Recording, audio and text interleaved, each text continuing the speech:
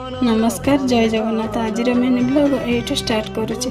बापा बो जो भाउज घर को जाते भाउज बापा बो सागर आसिले बापा बो निराश होकर फेरिले।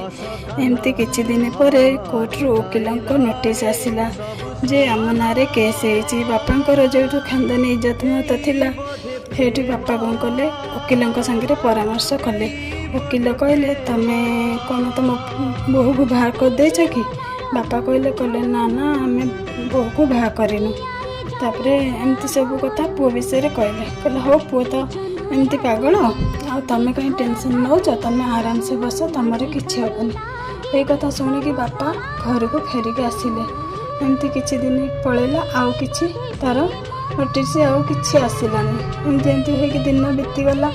तारे भाउज घर गाँ मो बड़ भौणी घर गाँ जो भाउज घर से भाउज डेली ठाकुर पाखु संध्या बेले घंटा घंटा जाकि नमस्कार हुंती। आम दुई भौणी छोट छोट जेहेतु होइथिलु आम नुची नुची जाकि सेठी ठिया हबु। भाउज जल्दी नमस्कार हो सारे आम भाउज संगे आसी ठिया हबु कथबार्ता हबु।